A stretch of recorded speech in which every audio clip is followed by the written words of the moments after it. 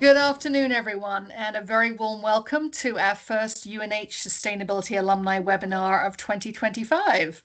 I'm Fiona Wilson, and I have the honor of serving as UNH's Chief Sustainability Officer and also as Executive Director of our UNH Sustainability Institute. I'm really excited for today's conversation with some incredible speakers who I will introduce momentarily. Co-hosting with me today is my colleague, Alexis Dwyer. She's Manager of Community Engaged Programs here at the Sustainability Institute. And you'll hear a little bit more from Alexis towards the end of today's webinar. We're really pleased to partner with UNH Alumni Relations to bring this Alumni Sustainability webinar series to our community, because we know that we have hundreds of alumni from across the decades who are working now in sustainability-related fields and who have deep expertise and really valuable perspectives on these topics. And we also know that there are thousands more alumni and members of our broader community who don't work in the field of sustainability, but who are really interested in the topic. And so we've really designed these webinars to allow you to hear from UNH alumni who are leading experts in sustainability across industries and sectors. Today, as in each webinar, alumni as well as leaders from across UNH are going to share diverse perspectives on the key trends, and we hope that you'll gain some practical knowledge and ideas that you can use both professionally and personally. UNH is a fitting host, we think, for this webinar series as a national leader in sustainability in higher education. We were only the third university to achieve a platinum rating in STARS in 2017. And today we are still one of only 8 institutions globally and the only one in New England that has this highest level of recognition. STARS, or the Sustainability Tracking Rating Assessment System, is a program of ASHE, the Association for the Advancement of Sustainability in Higher Education, and is a rigorous reporting platform and governance mechanism that really measures and allows us, guides us in all aspects of how sustainability is incorporated across the university's curriculum, research, and also our operations and community engagement. And at UNH, our wide-ranging sustainability commitments include the UNH Climate Action Plan and UNH policy bodies, including the Sustainability and Engagement Council and the UNH Energy Task Force. Before I introduce today's speakers, I wanted just to note that we will have plenty of time for questions from the audience in the second half of the hour, and we encourage you to put your questions in the chat at any time. That will get you in queue. Today's topic is focused on the policy that we need for a sustainable future, a future that ensures a prosperous economy, resilient infrastructure, and the healthy, thriving ecosystems on which we all depend. This perhaps couldn't be a more appropriate and important moment to be having this conversation. It was inspired in part by a law in Wales, in Great Britain, that helps stakeholders across the country work together to improve the environment, the economy, their society, and their culture, for people, for planet, for now, and for the future. This is called the Wellbeing of Future Generations Act. It was passed in 2015 and includes a Future Generations Commissioner for Wales, whose role is to act as a guardian for the interests of future generations and to support the public bodies across Wales to work towards achieving this sort of overall goal. I've really long admired this legislation because I think it just makes intuitive sense. In fact, shouldn't all public policy take account of the impact for both current and future generations? And I've often thought about what it would mean if we had a similar act in the US and in other countries around the world. And so I'm thrilled that part of our speaker lineup today is my wonderful colleague and friend, Dr. Stephen Bird. Dr. Bird joined UNH in July as the new director of the Carsey School of Public Policy. And as you'll learn from him in a moment, Stephen is an incredible champion for and expert in sustainability. And I'm really delighted to be able to introduce him to the UNH Sustainability Alumni Community today. Joining Dr. Bird will be 2 leading UNH alumni, both with expertise at the intersection of sustainability and public policy. Dr. Jennifer Jenkins, class of 98, who is now the Chief Science Officer at Rubicon Carbon, and Corley Kenna, class of 2000, who is Head of Communications and Policy at Patagonia. So we are going to kick off our discussion today. I've asked each of our speakers to just share a very brief introduction of themselves, their connection to UNH, and some background on their career path, particularly as it connects to today's topic of policy and climate and environment, and also just a short description of what they're doing and the organizations in which they work. But Stephen, we're going to start with you. Sure. Thank you so much, Fiona. I'm really pleased to be joining this. I came to UNH into the Carsey School in part because of UNH's sustainability reputation. So it was a big draw for me. I was really excited about that. Before that, I had a 15-year career as a political science professor working on energy and environmental politics. I do lots of work on social acceptance and governance and energy behavior, energy poverty, policy and technology. And I have some affiliations with the University of Ottawa up in Canada and Harvard's Electricity Policy Group in the past. And Carsey, by the way, has multiple research centers that work on demography and impact finance, community engagement and social policy, and we have master's degrees in public policy, public administration, global conflict, and community development. But my big interest in the environment came as a young 20-year-old working on cruise ships and watching the staff throw garbage bags overboard every single night into the Gulf of Mexico. And I started to think that maybe there had to be a better way to do this. So that's my quick story. I didn't know that story about the cruise ship, so I'm glad to hear it. Jen, over to you. Welcome back to UNH, at least virtually. Yeah. No, that's great. Thank you so much. Really appreciate the chance to be here today, and it's nice to be back. So my connection with UNH, you mentioned class of 98. That's actually a Ph.D. class of 98 in the 20th century. I worked with John Aber and in the Complex Systems Research Center at the Institute for the Study of Earth, Oceans, and Space there in Morse Hall, if all those buildings are still there. And yeah, it was a fantastic time that I had at UNH. I, obviously learned a ton and did a dissertation that really has served me well. Since then, I've sort of taken a winding road, been in government, been in academia. I started my career at the USDA Forest Service right after graduating from UNH. Went from there into academia, spent some time at the University of Vermont, just up the road. And then came back to DC in 2009 and did some work at the US EPA, working in the climate change division in the sort of first Obama administration, which was fantastic. Over my journey into the private sector began really in sort of 2015, 2016, just realizing that I wanted my work to matter in the immediate sense, right? If that sort of makes sense. And what I was finding was that the private sector really was kind of where the action was. And, to some extent, to a large extent still is, and we'll talk about that later. But finding that I really wanted to have sort of a hands-on impact on climate, right? And climate has been the focus of my career, throughout sort of just climate action. And how do we use science? How do we use science appropriately in climate action? So now I'm Chief Science Officer for Rubicon Carbon, which is, we are a vertically integrated carbon credit investor and manager. Which means that we invest in projects that create carbon credits, and then we package those credits into portfolios that we then sell on to our corporate customers, who are businesses interested in reducing their own footprint. So that's what we do. We're in the voluntary carbon market, and it's been a fantastic journey. Thanks. Amazing. Thanks, Jen, so much for sharing that. Corley, you've been engaged with us as an alum over the years in several different ways, but welcome back again. And please share a little bit more about your own UNH connection and your current role. Yeah, thanks. And it's great to be back. I still carry a lot of UNH pride with me. I graduated technically in December of 2000, but will always be an '01 grad.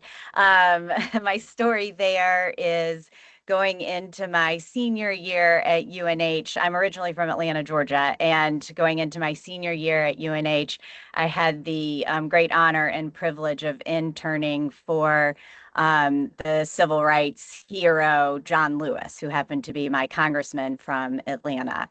And I had such a great time interning for him on Capitol Hill that I came back to UNH, convinced my political science professor that I should get double the credit or something. I think I wrote a couple extra papers or something, and he gave me extra credit. I was able to graduate early, went right back to Capitol Hill, and started my career there. But definitely never left UNH behind, have stayed really close to the school, now have the pleasure of serving on the board at the Carsey School, which has really been great and nice to kind of bring me back to Durham every now and then.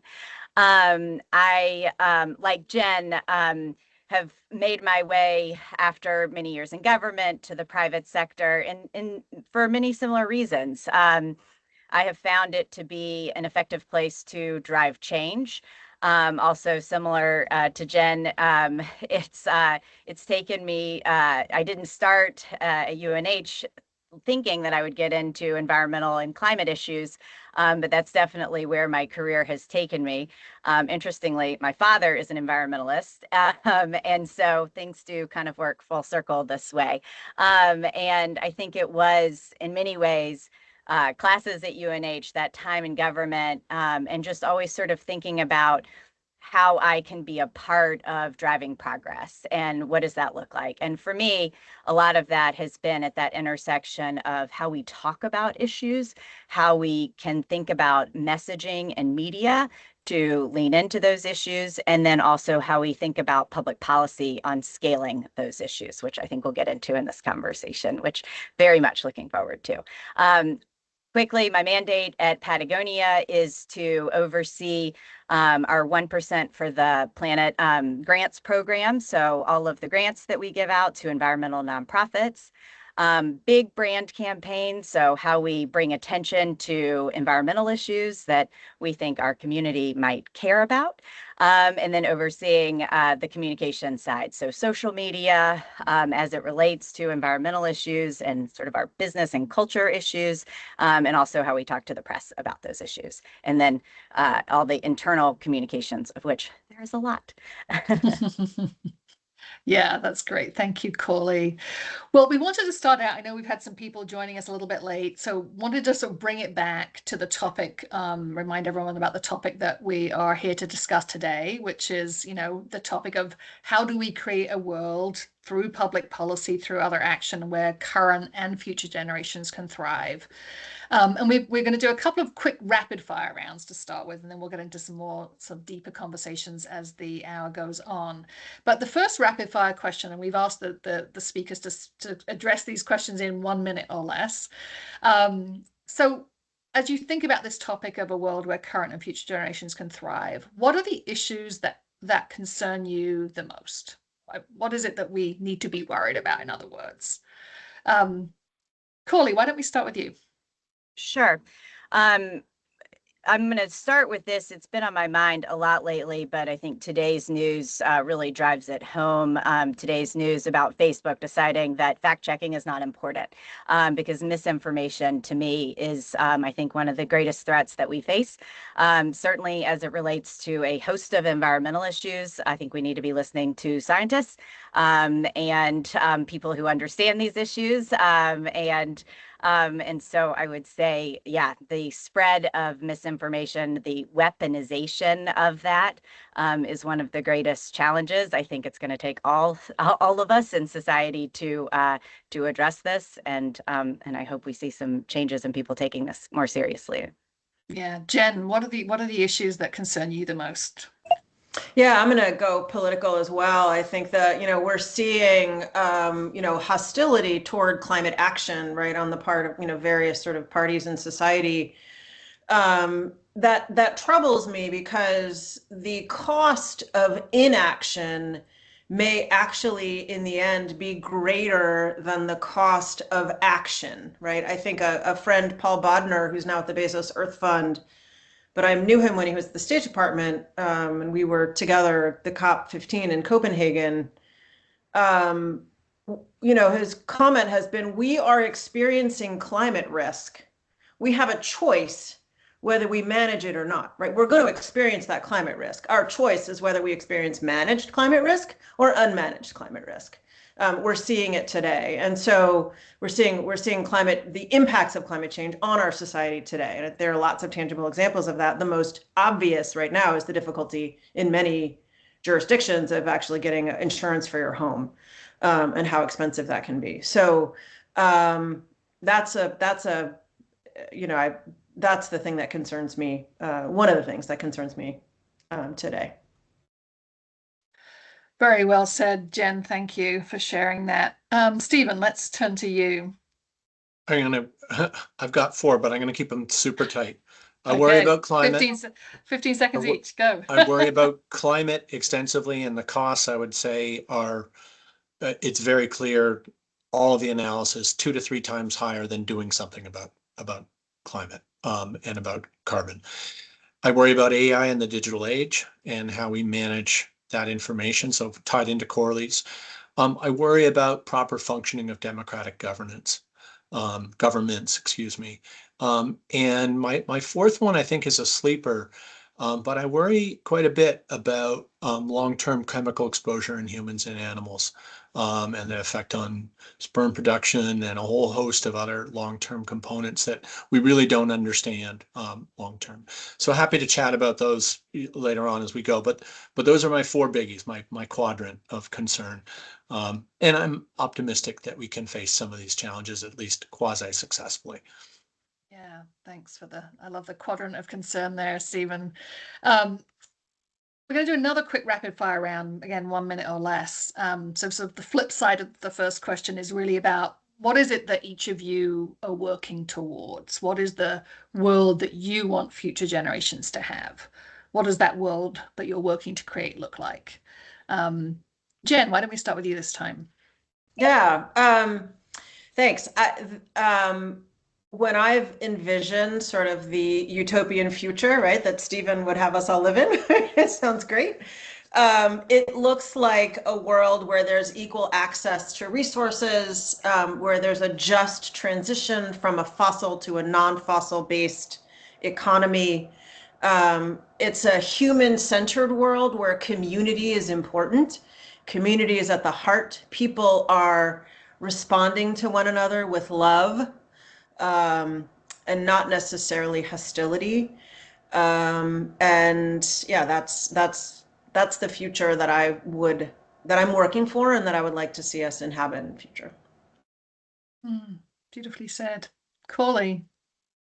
Yeah, very well said.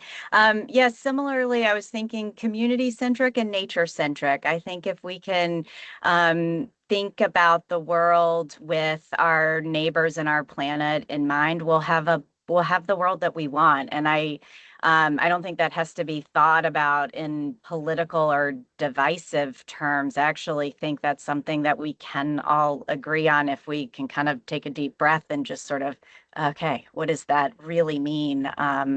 Communities and being outside are just actually really pleasant and wonderful things that we can all agree on. Yeah, and that drive our economy, of course, as well. Stephen.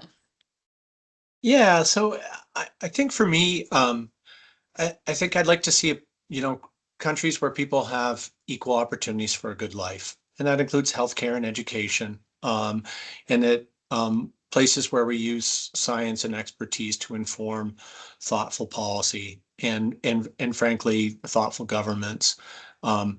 And for me, that probably includes political systems that are less exposed to money and interests. And that's something that we see across of the system. It's a huge challenge. You never get rid of interests, but you can create political systems that make them less susceptible to that. Yeah, absolutely. Well, we're going to have some questions specifically for each of our panelists, but we're going to start with one sort of broader question for everybody, which is, as we think about this world that we're working towards creating, and we think it's specifically about it here in the United States, but also around the world, a broad question, do we have the kind of public policy we need for future generations? What is it that we need? Where does public policy not play a role? Stephen, why don't we have you lead on that question? Sure. So, my sense is the quick answer is no, but we never do, right? It's sort of a world in which we have all of the good policy that we need is a challenging world. And in general, I would argue that public policy is always needed. Public policy enables markets and the underlying landscape under which markets thrive and operate and function. And so we're always going to need policy, at least on the fringes, even if we're opening up free trade and competition, et cetera, that sort of thing. The other thing that I think we're going to see more and more of is policy functioning at multiple jurisdictional levels. So this means at the national level, but also at state levels, at municipal levels, and also internationally. And lots of times that's going to be policy, that's going to be government interacting with nonprofits and companies. So in the context of the United States, right, an example I always love to talk about with students is with federalism, we don't have a national renewable portfolio standard, but we have renewable portfolio standards that cover 72% of the US public across 32 states. And they cover something like 78% of the US economy. And similarly, a really interesting story just emerged last week that I'm going to use as an example in a future book. Framingham, Massachusetts worked with their local utility, right? Private business, regulated monopoly utility, and local nonprofits. And they are currently moving to replace their gas infrastructure with geothermal systems. And this is a partnership between government, the private sector, nonprofits, working to ensure that jobs are maintained, that the economic benefits are maintained in such a way that it's kind of a very nice synergy. And I think there's lots of examples of that sort of synergy and partnership that we need and see. We're always going to need big, large-scale legislation. I'm not saying that that's not necessary. It is. And thoughtful, creative legislation that provides benefits for lots of people. The Inflation Reduction Act may actually stick around, or parts of it may stick around, even through the Trump administration. And that's because it was created to create a lot of American jobs in both red and blue states, and to create a lot of benefits across different constituencies. That's smart policy. So that's my thinking on that. That's great. Thanks. Jen, in terms of, this question of do we have the public policy we need, how would you answer that question? Yeah, I mean, in a nutshell, I agree with Stephen. No, we don't know. We don't have the public policy we need yet to really address the climate crisis. But to your point also, we never do, and so but I like the idea of sort of nested policies, right? Where you have, maybe just taking the US example, wouldn't it be great if sort of at the US level, you had the framework that sort of laid out, here's your target, right? And I think that, to some extent, the Clean Air Act sort of the Clean Power Plan sort of tried to do that. But, here's your target. And then sort of at the local level, you have individual jurisdictions that sort of have, really are sort of digging in at the very local level and defining sort of what good looks like for each individual sort of jurisdiction like that. And to your example of Framingham, I think that would be perfect. And what that would do, is it sort of gives the value of policy, at least from a business perspective, is that it gives It creates a level playing field, right? It lays out the expectations for what everybody has to do, right? Because in business, it's competitive.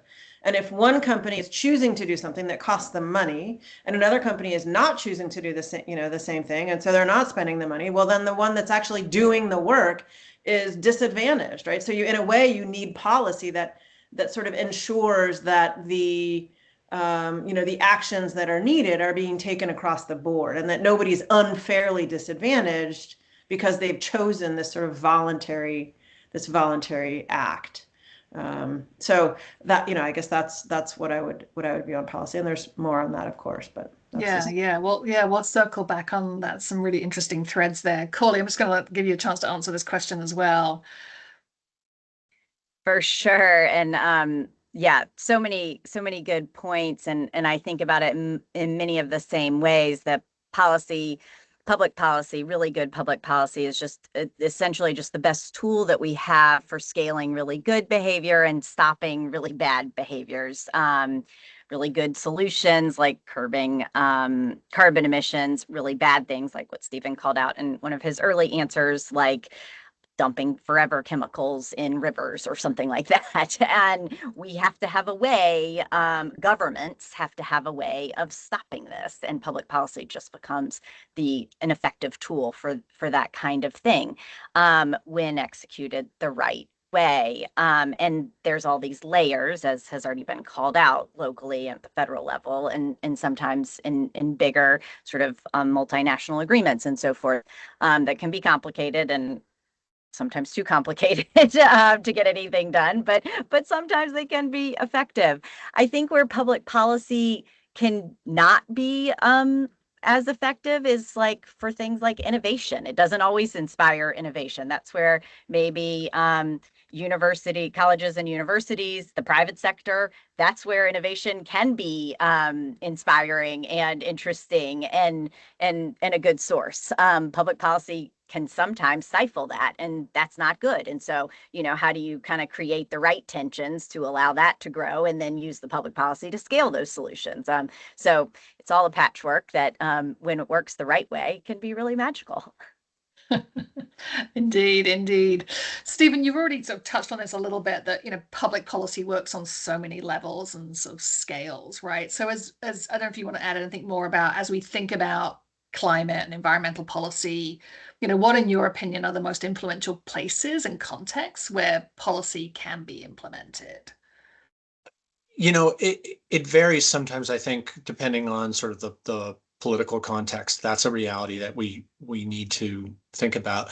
Lots and lots of times, policy scholars talk about what they call windows of opportunity for foreseeing the emergence or the opportunity to pass big, meaningful legislation. Think the Clean Air Act or the Clean Water Act in the early 1970s. But we see lots of those occur, right?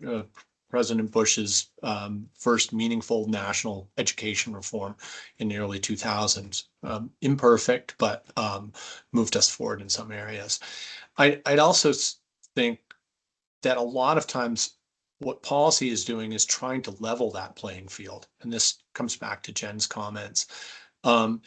And separately trying to adjust the challenges of what the economists call externalities, right? Things like pollution, costs that some people's actions impose on other people, and how do you fix that? That's the right place for policy.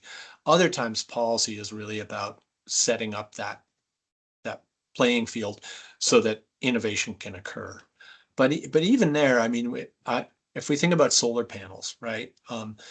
The huge advances we saw in solar panels came about during the 1990s through the Department of Energy, and investing primarily in partnerships between business and universities in a huge, massive effort to improve what then was an extraordinarily inefficient and costly technology. That technology now competes at cost, unsubsidized, against coal, right? And that would not have happened without the emergence of large-scale, strong public policy in the United States that occurred for a sustained period of almost 14 years by both Republican and Democratic governments.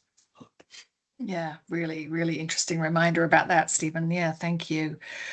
Corley and Jen, you both deliberately chose to leave careers in government for the private sector.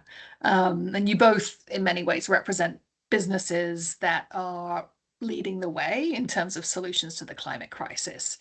So as you think more about the for-profit sector, what is your opinion on the need for more or stronger legislation? In the absence of legislation, what is the role of businesses? Jen, do you want to take a lead on that? Yeah, sure. And my own decision, I guess my realization was, wow, businesses are the ones that are doing the emitting. So businesses are the places where we need to look to help them stop doing the emitting, right? And many of them are taking action that is voluntary, right? Because the public policy is sort of encourages voluntary action, right? And doesn't require, there's no sort of regulatory, limited, at least in the US, regulatory action, although there is certainly strong regulations in other parts of the world. And I'll speak to the voluntary carbon market, right? Because that's obviously the place where I'm most familiar. I think our customers are businesses, like Patagonia, that are trying to, Patagonia, just to be clear, Patagonia is not one of our customers, but businesses like Patagonia that are trying to, trying to meet their, their sort of voluntary obligations. I think in a voluntary world, I think there is a role for public policy to help companies understand what good looks like when they do take their voluntary action, right? That's sort of one level of regulation that is helpful, is sort of a stamp of approval for a voluntary action that helps companies to minimize headline risk, which is often the thing that they're most concerned about when they do take a voluntary action.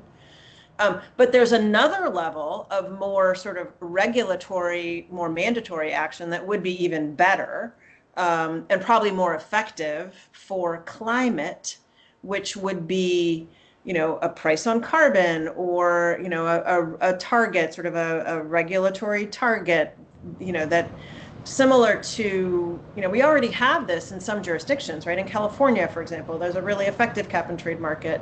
In the EU, obviously, there's the strong ETS. So just sort of expansion of something like that, I think would really be a positive step and would help us as a society to reach our aggressive net zero goals. Yeah, Jen, thank you. Corley, Jen referenced California, and obviously Patagonia has its headquarters in California, one state where there is already mandatory climate reporting, as there is also in Europe. Maybe could you expand a little bit on that and talk about what the policy landscape looks like right now for businesses in the US, in Europe? What have you seen in your industry in particular? You're obviously in the apparel and sort of outdoor industry. Love to hear your thoughts on that. Yeah, so the apparel industry, unlike other industries, think about like the food industry or pharmaceutical industry, apparel is not heavily regulated. There hasn't been a lot of attention from various government regulators on how we make our products and sell it. There's some, but not a ton. Mostly, as it happens, and this makes a little bit of sense, baby products. There's more attention on those baby products than there are on your jacket that you wear skiing. Some states and in Europe, this is changing. And in California, as it relates to carbon emissions, this is changing pretty quickly. And we are one of, not the only one, but one of a few companies that's really embraced this because, as Jen has called out, we think this actually makes sense. We don't want to be the only company out there doing this. We don't think it should be our competitive advantage that we are working really hard to cut our carbon emissions. We think it's important that all companies do this. Right now it's voluntary. We think it should be mandatory. Exactly how that's done, we want to be at the table with other companies and with government policymakers and regulators to figure that out. And so that's what we're doing. We were glad when Governor Newsom a couple years ago passed 2 important climate bills that did go a long way to, will go a long way to cut carbon emissions here. But what's going to be really problematic is if every state has a different version of this law and we have to report it 50 different ways and spend all of our time on how that gets reported. That's no good at all. That's a good example of public policy gone real bad. Nobody wants, including Patagonia, we don't want to spend all of our time reporting. We'd rather spend our time figuring out how to cut our emissions. So the reporting is an important part, but it's by no means the most important part. Yeah, Stephen, anything to add on this? And I'll just note before you answer, we are going to go to Q&A momentarily. There's already a few questions I can see in the Q&A function. So please, if you have questions that you would like to ask our speakers today, you can go ahead and put your questions in using the Teams Q&A function, and we'll get to those in a moment. But Stephen, I wanted to give you a chance to respond to sort of Jen and Corley's comments here. Yeah, so I had a couple of thoughts. When we think about public policy, lots of times we think about policy learning and policy diffusion, the spread of, well, we see that the British government do something good or do something well, we copy it, right? Well, we see similar mechanisms in the private sector, in markets, right? Where learning and diffusion is occurring between companies as they compete against each other. And what's really interesting is the private sector sort of does this in slightly different ways than government, and they have different emphases. And so you really need this policy learning, this policy diffusion to occur in both, government and in the private sector. And I'd say that the other thing that happens is that lots of times the private sector is looking for some degree of stability, and things that enable lots of times international market competition. I'll give a really quick example. American car manufacturers this fall argued to the incoming Trump administration, please don't change a lot of the current IRA regulations and a lot of the current mileage regulations. Number one, we're going to have to rejig all our factories again. We would like some stability, please. We would like to know what the future holds. And separately, we're going to get really strong stranglehold by a whole bunch of car manufacturers in other places that are moving very fast on electrifying their fleets, moving to different technologies. And if we don't have that motivation as well and the help that we need from government to do that, we're going to quickly lose our place in large scale international markets. And that's already occurring right now. The Chinese are making very cheap, very good electric vehicles. And that is going to be a real challenge. And so the United States doesn't want to be a laggard. And it's really interesting that in this case, right, it's business that is pushing for regulatory stability and incentives from government. So we'll see how that plays out. Yeah, such a good example there. Thanks for raising that, Stephen. I want to move us to some of the questions that are coming in from the attendees today. There's a question here from Eli Duggan, who is a UNH alum, spent a lot of time when he was here at UNH working in clean energy. So it's nice to see you online, Eli. His question says, in the context of carbon markets, what are the most significant policy needs? Additionally, what is the outlook for national versus international and public versus private governance bodies in that space? Jen, I'm going to maybe give you that one first. Let's maybe others weigh in. Yeah, how much time do you have? I think in a nutshell, right? I'll just try to take I'll try to answer this, quickly. Right now, the voluntary carbon market is in a transition, right? We're sort of moving from what I would call VCM 1.0, which is characterized by the Kyoto Protocol methodologies and the clean development mechanism and sort of, those sort of older methodologies that frankly were developed before we even had Google Earth, right? And so, understandably, though many of those methodologies and projects developed using those methodologies are coming up short, right? Because now we have higher tech ways of assessing their impact, right? And so, it makes sense that we now need to transition. So we're moving into what I would call VCM 2.0, which is, better baselines, more monitoring, reporting, and verification, which is MRV, better sort of tighter requirements around additionality, and all of that kind of stuff, satellite-based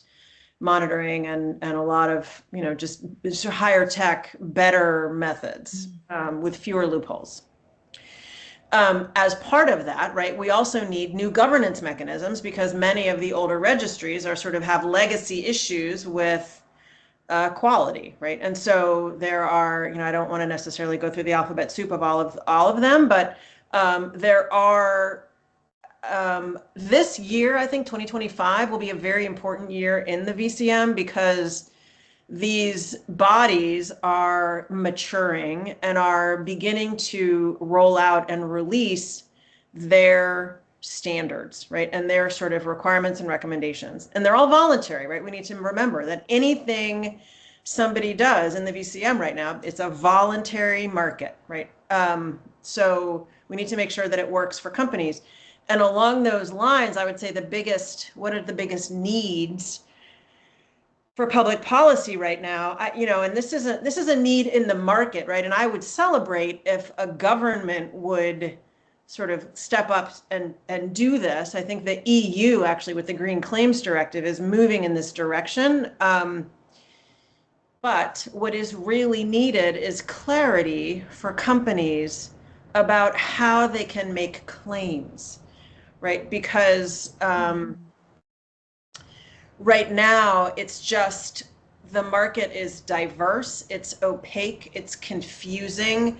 There are many, many different credit types, many, many different project types, and it's really hard for a company to know what the best approach is for itself, let alone what is least likely to get it in hot water, right? And remember, I mentioned headline risk before. That is over and above the biggest risk right now for companies thinking about getting involved in the VCM. So I really, that was maybe a 3-minute answer, a little longer than any of the others, but hopefully helpful. No, really, really great to have your expertise on this panel. Stephen, Corley, anything to add to that? Such a good answer. And I would just add one more because it's certainly something that we're working on at Patagonia, and that's just the cost component, right?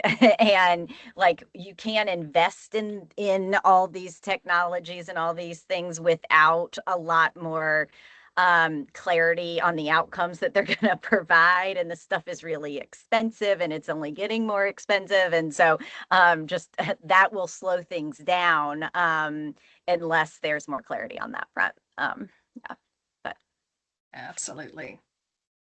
But the only thing I would add on this is in terms of government work with carbon markets, and this is not necessarily voluntary, steering away from residential carbon pricing simply because it's political kryptonite. It just is, and focus instead on industrial and commercial carbon markets, and then let those learning processes roll down to the residential scale later on. But yeah, clarity on price is huge, just huge. And ensuring that price is stringent enough to incur and create change and motivate businesses to change behavior. Absolutely. One other thing on the side of that, we've got to make sure that the government policy needs to address negative impacts on jobs in places that are particularly high carbon, like industry and manufacturing intensive, and to address that aspect of things. That's a really important hole to bandage, and if you don't bandage it, you're going to run into real problems. Yeah, no question.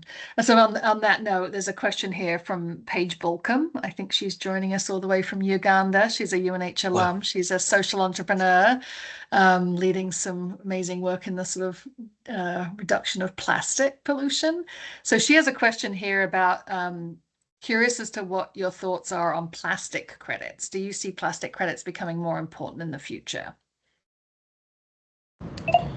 Do you want me to take that? Go for it, Jen. Yeah, anyone who wants to take it, please. I mean, I think for clarity, I think what you're talking about are a project type and sort of a new methodology that seeks to reduce sort of pollution, plastic pollution, right, for health, for ecosystem and human health purposes.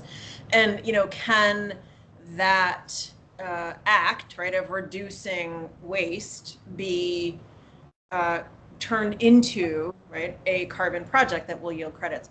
I know that there is a new methodology out. I would expect it to get more traction, along with, though, all the other interesting and innovative and important methodologies that are coming out like every week, right? It feels like there's a new sort of way, as this market grows and develops, and as we sort out the demand issues, and as we sort of get more confidence in the supply quality, I'm super excited about all of these new innovations that I think are going to come up, and all the different ways we can reduce the emissions that we do put out into the atmosphere, right? And there are so many different sources that you don't even know about, right? And so that's to me a really exciting aspect of this market. Yeah. Corley or Stephen, anything to add on that topic of plastic? I just get excited about some of the emerging technologies out there to reduce plastic. Really, really interesting stuff going on with, natural sourced materials that don't necessarily have high costs. I think I'm very hopeful that we'll have a small revolution in that area over the next 15 years. Yeah, exciting. Yeah. I would say it's a must, because plastic pollution is it's a serious problem. And I'm gonna take a risk here and say something maybe really unpopular, and that is that these credits and market changes and all this innovation is exciting, and it is incredibly important. But we also do need to consider how we are changing consumption habits. That has to work in tandem with these changes, because unless we have changes in how we think about what we consume, all the innovation is not going to work. And we need to change our mindset on some of these things if we are serious about living in a world where nature is important. Yeah. There's a great question here from current student Natalie Young. She said, what are the limits to public policy, and what collaborating agents can help overcome these limits? Stephen, you maybe want to take lead on that one? Yeah, sure. So all sorts of problems. Bad information. If public policy only operates insofar as it has good information. The other enormous challenge for public policy is instability in policy. And we've seen that particularly over the last 20 years, as we've seen polarization occur in the US between the two parties. And when you see yo-yoing and flip-flopping between governments on both sides, you get huge amounts of instability in public policy, and that's just bad everywhere. So from my perspective, those are two of the challenges.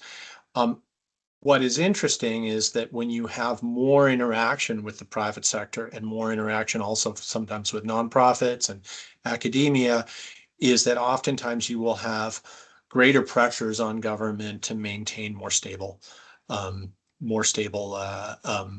kinds of policies. So that, and we're seeing that now. A couple of the examples that I've mentioned are examples of that, where you're seeing more thoughtful policy between actors that sometimes are perceived as enemies or, in opposition.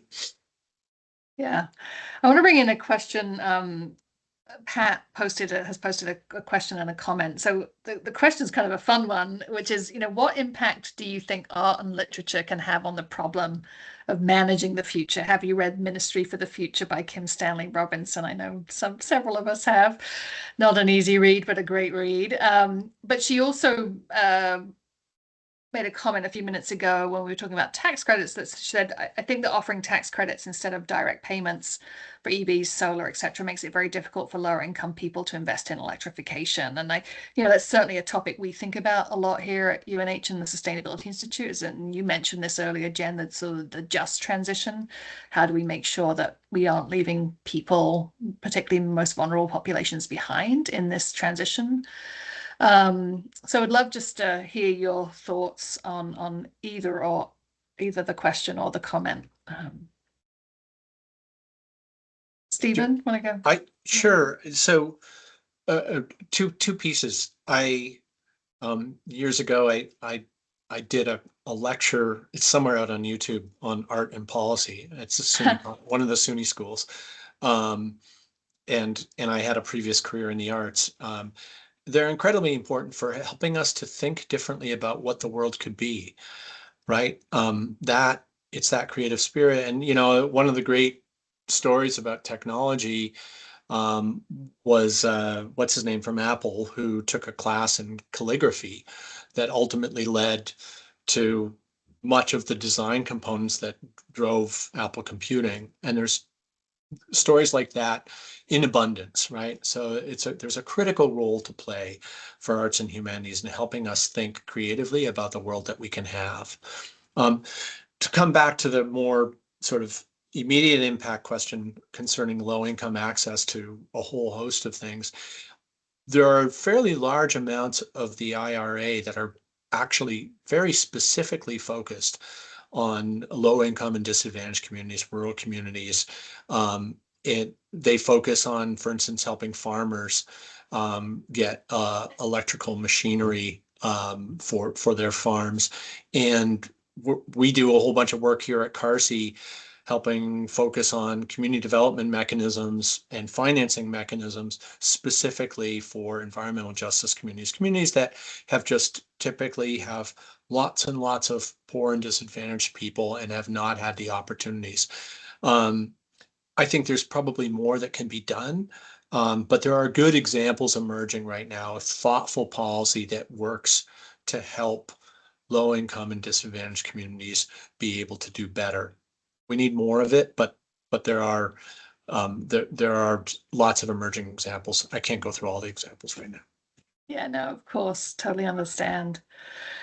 We are getting close to the end of the hour, and apologies that we can't get to every single question, but some of the more specific questions we'll answer offline. But I wanted to pose one last kind of closing question to our incredible speakers today.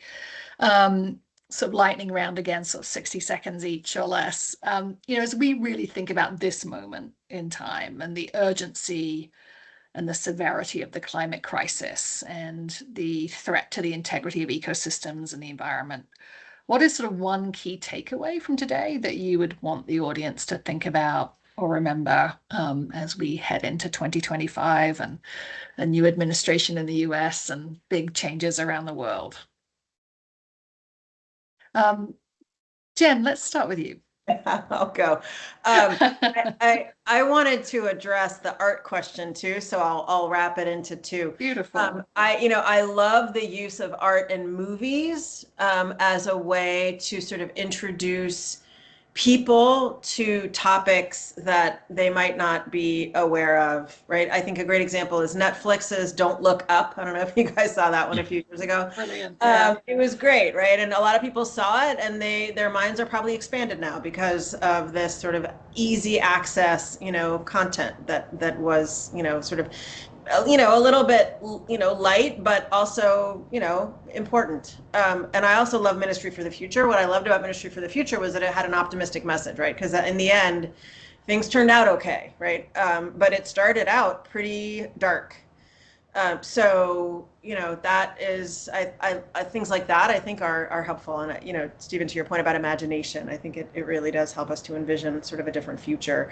And then I think the other point that I'll make, I just want to sort of bring us back to a point Corley made at the beginning, about the importance of information and accuracy in information and science, right? And I think that's really where this group comes in. I think higher education has a really important role to play in helping people sort through what is true and what's not true, right? And if we don't have an educated population, we're going to end up with public policy that isn't, that is not based on accurate science. And so I think, to me, that's a really important takeaway from our conversation today.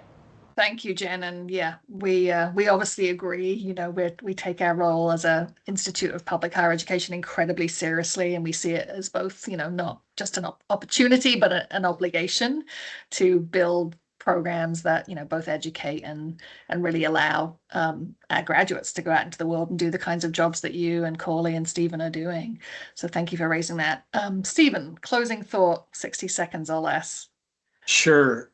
Education is critical, but higher ed needs to do a better job of helping the public understand why and how we bring value to society. I think there's been sort of an assumption that value is always obvious, and that's not the case. So I think, folks in higher education need to work more helping communicate what we do and why it's useful. And the other thing that I take away is a huge amount of public good has come from good public policy. There's lots of examples of bad public policy, and lots of times, but there's lots of examples of good public policy, and we don't see it. It doesn't make the front page of the newspapers, but seatbelt laws have saved millions of American lives, right? And yeah, they restricted people's freedom, perhaps. Right now, they're normal. Thomas Jefferson, the legacy of public education, the National Environmental Policy Act, the Clean Water Act, the Clean Air Act. Many of these were bipartisan pieces of legislation supported by Republicans and Democrats. And we lose sight of good public policy sometimes. So, if I was to encourage people, it's to remind them that public policy is out there setting the stage for innovation and transition and helping to make the world a better place for us all. Yeah, thank you. And sometimes it fails. Yeah. Corley, you have closing comments here. I'll carry on the optimistic note and encourage another book that just came out from another a professor up the road at Bowdoin, Dr. Ayanna Elizabeth Johnson, and it's What If We Get It Right? And I think this is a good premise for us to end on, because what if we get it right? What if we can get this policy right? What if corporations can do better?